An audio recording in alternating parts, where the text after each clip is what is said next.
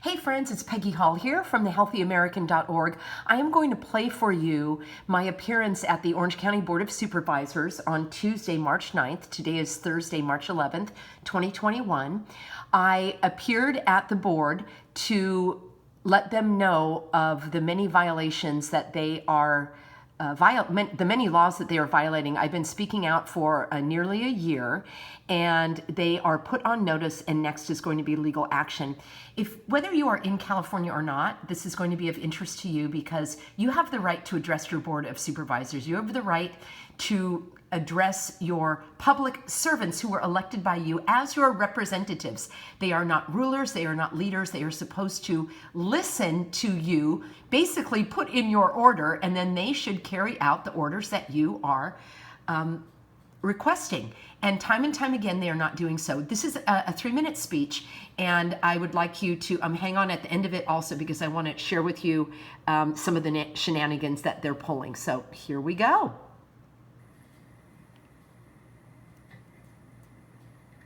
Here we go.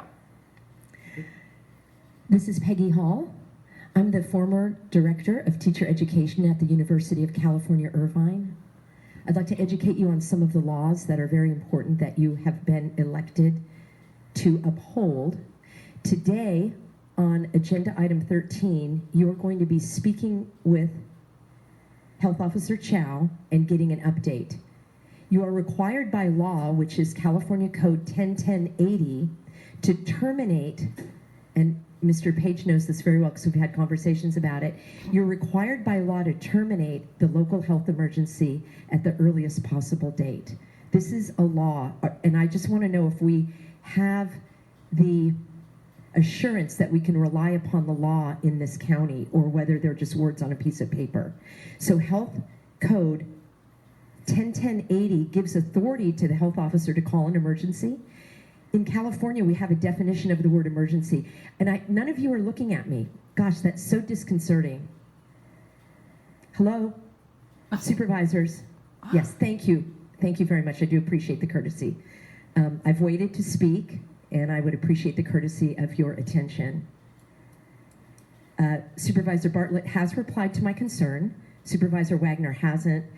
Chairman Doe, congratulations on your position. And I would like you today, when you speak to Supervisor Chow, to add an additional exemption to the unlawful health orders. I just snapped a photo here on the door because it says what the exemptions are.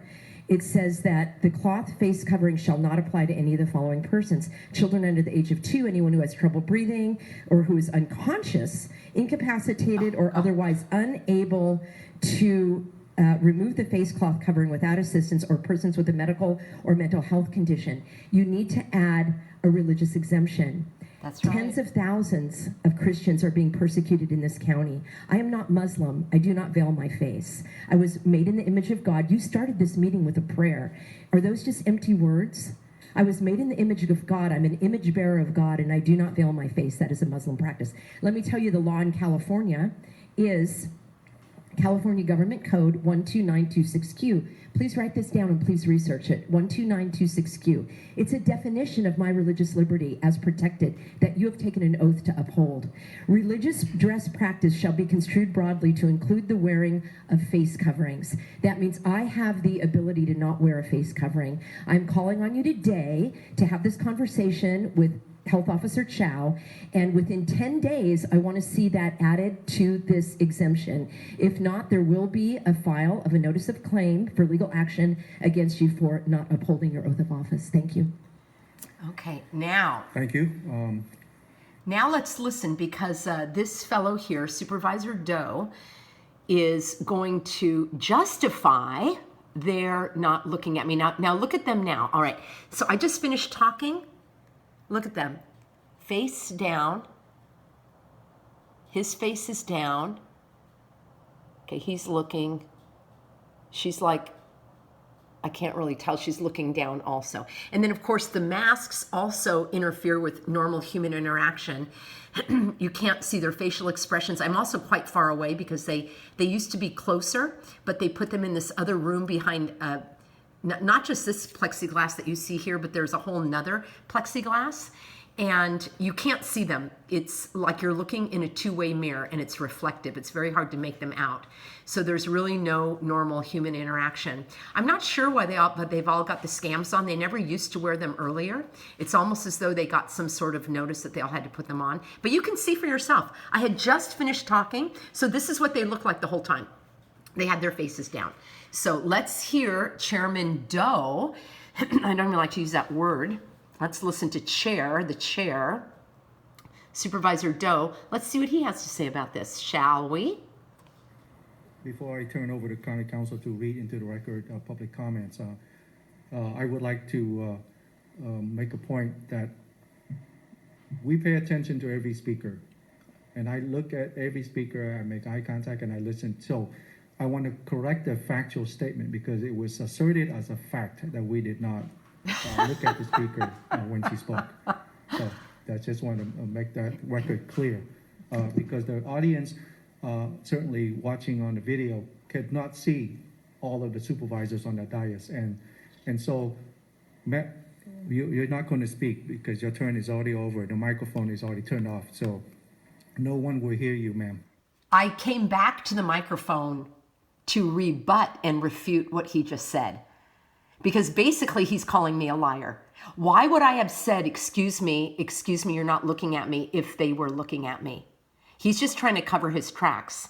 And I came back to state that, and I did state it, although the microphone was off. Now let's listen to Supervisor Wagner, shall we, who's also going to give his explanation of his posture and attention. Okay. Supervisor Wagner. And I'll note also for the record that there is a computer screen at our dais, and they're a little bit of a distance away. So when we're looking down, I can see all of us. It's all at our screens. When we're looking down, why don't you look at the speaker? Why are you looking at your computer screen? It is so disrespectful. You have been elected to represent us. And that's your respect for your constituents? So there you go. Thank you, Mr. Chairman, for the clarification. That's a great point, Supervisor Wagner. And ironically, the one time I actually looked down to take... Oh, here now the computer's freezing. Yeah. He says that the one time that I did look down to take notes, that's when she made the comment. Well, there you just agreed and admitted that you were looking down. Confronted the board of not looking at her, so we can't win for losing. You can't win for losing. Wow, that's quite a position to take. What I want to show you now is I want to show you the law of California 12926Q. I want you to look this up in your state also. So this is it. 12926Q, religious creed, religion, religious observance, religious belief, and creed include religious belief, observance, practice, including religious dress and grooming practices. Check this out. Religious dress shall be construed broadly to include the wearing or carrying of a religious clothing, head or face coverings. This is the California definition. You see, years ago, there was a woman who was Muslim who was working at Disneyland, of all places, and she was wearing a headscarf, and they told her she could not wear one to cover her face, that she had to remove that because she was serving the public and serving food. She went to court, and Disneyland had to allow her to wear the face covering, so this was added to California law. Face coverings, I don't wear a face covering, and I am protected because I don't wear a face covering. This would be like making a Sikh remove his turban or making me put on a turban. So all of these are part of California law, and I listened to this Orange County recording here afterwards, and I did not hear that they did not take up this conversation with the, I know I accidentally called him Supervisor Chow. He's the health officer, and there will be a legal claim going forward. Friends, I need you to join me at thehealthyamerican.org.